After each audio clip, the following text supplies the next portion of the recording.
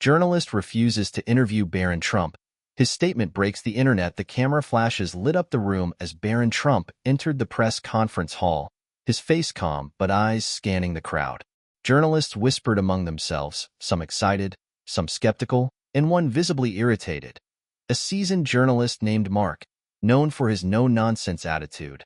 When Barron was introduced, Mark let out an audible scoff, loud enough to turn heads. "I'm not wasting my time interviewing him," Mark muttered to a colleague, loud enough for others to hear. The room fell silent for a moment. Barron noticed but said nothing, his expression unreadable. Before we go further, make sure you hit that subscribe button so you don't miss how this unbelievable story unfolds. As the conference began, the moderator invited journalists to ask questions. Mark stood up abruptly, ignoring the turn system, and said, "Why should we even listen to someone who's only famous because of his last name?" Gasps rippled through the room. Barron looked at him, paused, and then smiled. A smile that wasn't sarcastic but calm, almost understanding. The tension was thick. Mark's words echoed in the hall, and for a second, it seemed Barron might lose his composure. But instead, he leaned forward into the microphone and said softly, "You're right. I've always been judged by my name, but today, I want to talk about something bigger than me." The curiosity in the room shifted instantly. Mark folded his arms, clearly unimpressed, but others leaned in, eager to hear more. Barron's calm demeanor contrasted with the hostility in the air, making everyone wonder. What could he possibly say to turn this around? Barron continued, his voice steady. "My story isn't about privilege. It's about what you do when everyone assumes you have nothing to offer." His words hung in the air, and even Mark seemed momentarily thrown off. Was this just another well-rehearsed speech, or was there something real behind it? The room was hooked. But what came next was what truly stunned everyone. Barron took a deep breath, his calm exterior masking the storm beneath. "Let me share something with you," he began, locking eyes with Mark. "A few months ago, I met a young boy named Tyler in a small town no one talks about. He reminded me of myself, but with one big difference. He wasn't born into a name that opened doors. He was born into a world that slammed them shut before he even knocked." The murmurs in the room died down as every journalist leaned forward, captivated. Even Mark's hardened expression softened slightly, though he didn't say a word. "Tyler's mother worked 3 jobs to keep the lights on," Barron continued. "One day, while helping her carry groceries, he overheard a man say, 'Kids like him don't go anywhere in life.' Tyler told me he felt invisible, like his existence didn't matter." Barron's voice faltered, just for a second, before he pressed on. "But Tyler didn't give up. You know what he did? He started fixing old bikes in his neighborhood. At first, it was just for fun, but soon, it turned into something bigger. Kids who couldn't afford bikes came to him. He'd fix them for free. By the time I met him, Tyler had repaired over 50 bikes. He was 12 years old." A gasp escaped from a young journalist in the back. The story was gripping, but everyone knew there had to be more. Mark, now visibly unsettled, leaned slightly forward, his skepticism cracking. Barron's voice grew stronger. "You see, Tyler isn't just a kid fixing bikes. He's a symbol of resilience, a reminder that even when the world tells you that you're nothing, you can create something. Tyler taught me that, and I think that's a lesson all of us need to hear, especially me." The air in the room was electric. Barron paused, letting his words sink in. He then turned to Mark directly, his gaze steady. "And that's why I'm here today. Not because of my name, but because people like Tyler deserve to be seen. If you still think I'm not worth listening to, that's fine. But tell me this, who will speak for kids like Tyler if no one does?" Mark opened his mouth as if to respond but closed it again. For the first time, he seemed at a loss for words. Barron's statement was no longer about him. It was about something much bigger, and everyone in the room could feel it. And then, Barron dropped the line that would soon break the internet. "You don't have to believe in me, but if you don't believe in the Tylers of the world, maybe the problem isn't with them. It's with you." The room erupted. Some journalists started typing furiously, while others just sat there, stunned. And Mark? He looked shaken, as if Barron's words had cut deeper than he cared to admit. But this was far from over. Something in Mark's eyes hinted that his response could change everything. The silence that followed was deafening. Mark's eyes darted around the room, searching for support, but all he found were pens scribbling furiously and cameras fixed on Barron. The seasoned journalist, who had always prided himself on being unshakable, found himself under the very spotlight he had aimed at others. With a slow, deliberate motion, Mark stood again. His voice was quieter this time, but it still carried the weight of his authority. "That's quite a story," he said, pausing as if to measure his words. "But tell me, Barron, what exactly are you doing for Tyler? Or is this just another tale to make headlines?" A few gasps rippled through the room, and all eyes turned to Barron. For a moment, he said nothing, letting Mark's challenge linger in the air. Then, with a faint smile, he leaned into the microphone and replied, "I'm glad you asked." The crowd held its breath as Barron reached into his pocket and pulled out a crumpled piece of paper. "This," he said, holding it up, "is the deed to a bike shop in Tyler's hometown. As of yesterday, it's in his name." The room erupted into chaos. Journalists clamored to capture every word, every movement. Mark stood frozen, his face a mixture of disbelief and something else. Was it regret? Barron wasn't finished. "But it's not just about a bike shop," he continued, his voice rising above the noise. "It's about creating opportunities for kids like Tyler. That shop is going to be a place where he can teach other kids how to repair bikes, where they can work together and build something meaningful. It's not charity, it's a chance." Mark, visibly rattled, muttered under his breath, "It's just a publicity stunt." But Barron heard him, and so did the crowd. Barron turned to him, his expression calm but unyielding. "You're entitled to your opinion, Mark. But let me ask you this. When was the last time you did something for someone who couldn't pay you back?" The room went silent again, the tension palpable. Mark's jaw tightened, but he said nothing. Barron's words hung in the air, heavy with truth. And then, as if to twist the knife, Barron added, "You might think this is about making headlines, but for Tyler, it's about making a life. If that's a stunt, then I'll keep pulling them." The crowd erupted into applause, a rare moment of unity in a room full of skeptics. Mark, his face red, sank back into his seat, avoiding the stares of his colleagues. But even as Barron seemed to win the room, a shadow passed over his face.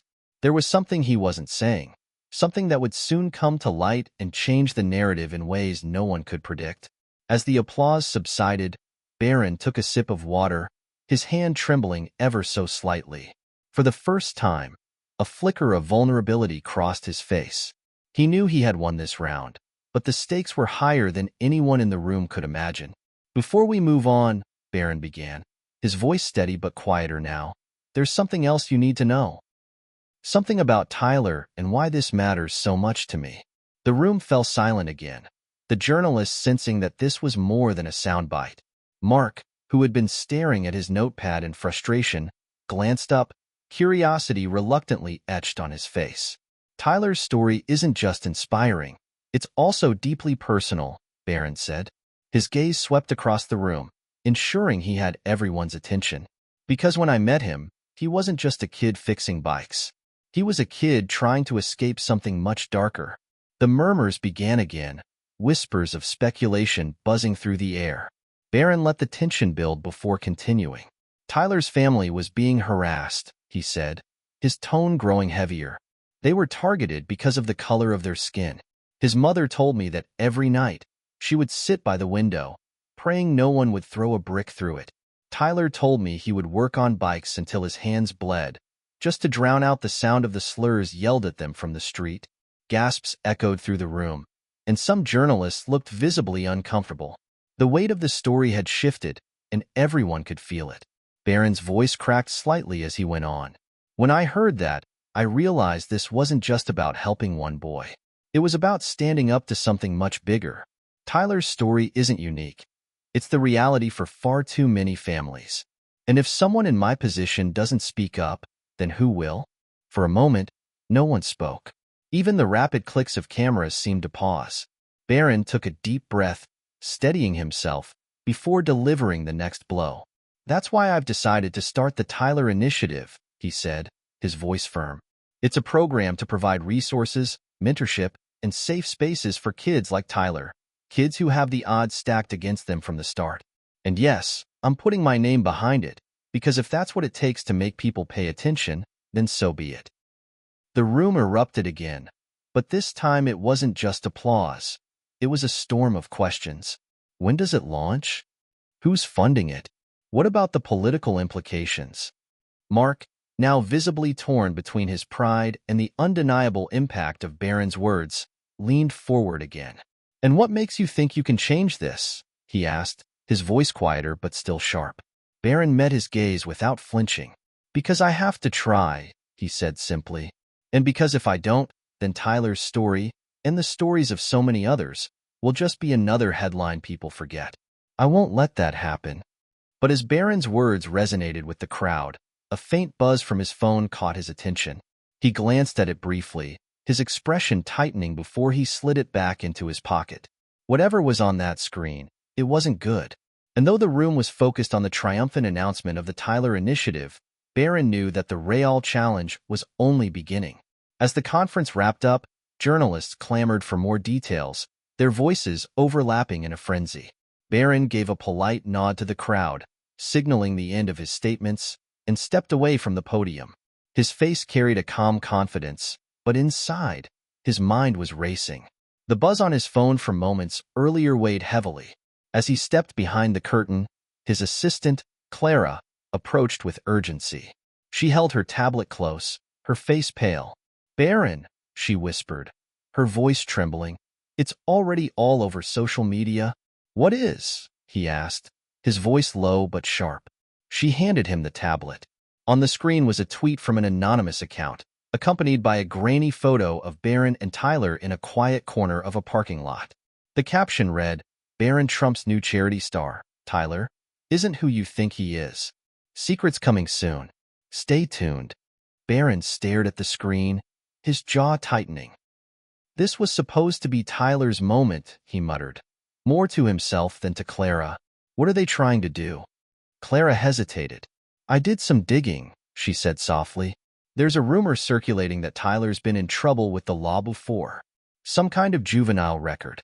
They're trying to paint him as a fraud, like he's just using you." Barron felt a sharp pang in his chest. He thought of Tyler's wide eyes, his earnest smile, and the way he'd spoken about his dreams with such unguarded hope. Could there really be something he didn't know? "Find out everything," he said finally, his voice steely. "I don't want any surprises." Clara nodded and rushed off, leaving Barron alone with his thoughts. He glanced back at the stage, where the journalists were packing up, their faces lit by the glow of their phones. He could only imagine how fast the rumors were spreading. Before he could dwell on it further, his phone buzzed again. This time, it was a message from Tyler himself. "Mr. Barron, I think there's something I need to tell you. Can we meet?" Barron's heart sank. He stared at the message for a long moment, then typed a reply. "Of course. Where are you?" The response came almost instantly. "The shop. I'll explain everything there." Without hesitation, Barron grabbed his coat and made his way to the exit. As he stepped into the cool evening air, he couldn't shake the feeling that this was more than just a personal challenge. It was a test of everything he stood for. When Barron arrived at the shop, Tyler was sitting on the steps, his hands clasped tightly together. He looked up as Barron approached, his face pale and eyes rimmed with worry. "I'm sorry," Tyler said before Barron could speak. "I should have told you sooner, but I was scared. I didn't want to mess this up." "Tell me what?" Barron asked gently, though his pulse quickened. Tyler took a deep breath. "When I was 15, I got caught up in something stupid. Some older guys in my neighborhood convinced me to help them steal bikes. I thought it was just a prank at first, but it wasn't. I got arrested." Barron listened quietly, his expression unreadable. "I did community service. I paid my dues," Tyler continued, his voice breaking, "but I knew people would use it against me. I didn't want it to ruin this chance. You've done so much for me, and now it's all falling apart because of my mistakes." For a moment, Barron said nothing. Then he placed a hand on Tyler's shoulder. "Listen to me," he said firmly. "You made a mistake, but you owned up to it. That's more than most people do.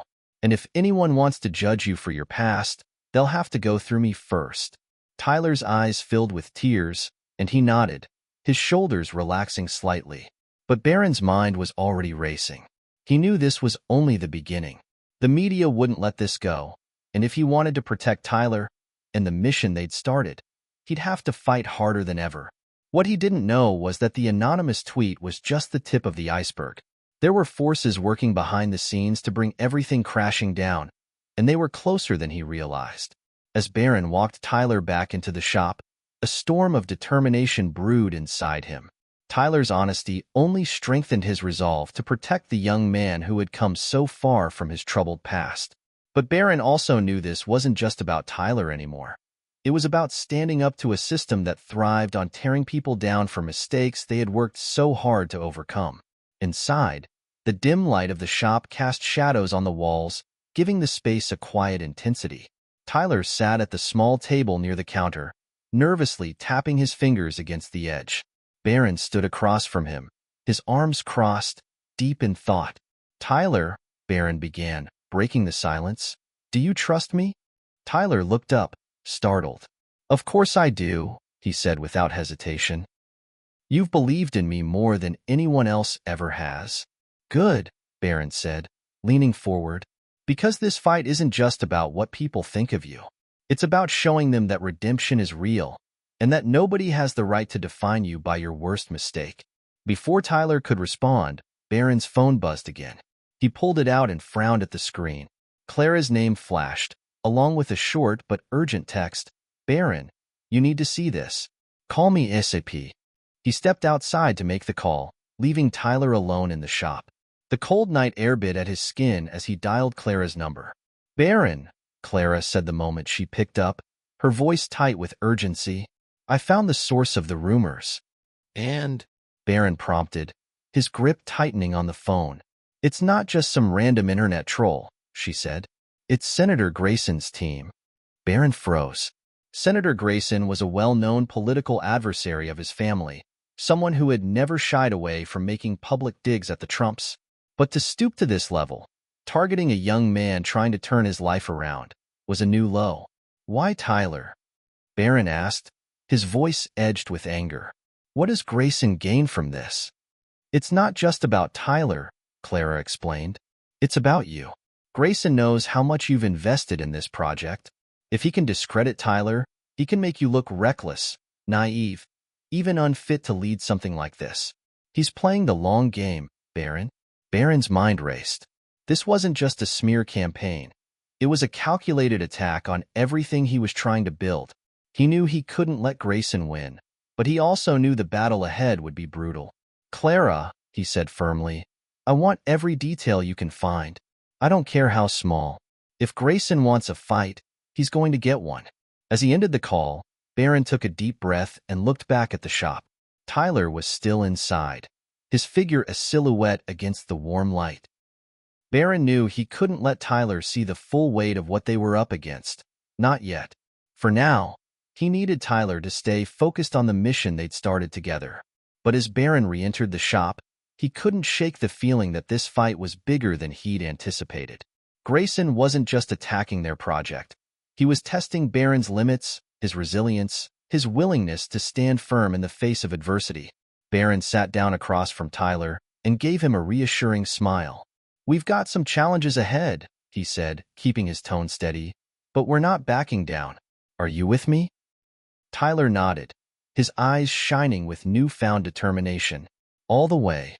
Unbeknownst to them, the battle was already escalating. Across town, in a dimly lit office, Senator Grayson's team was finalizing their next move, a press release that would air Tyler's past on every major network by morning. Grayson's goal wasn't just to discredit Barron. It was to humiliate him, to remind the world that no matter how noble his intentions, he was still a Trump. And for Grayson, that name was a target too tempting to resist.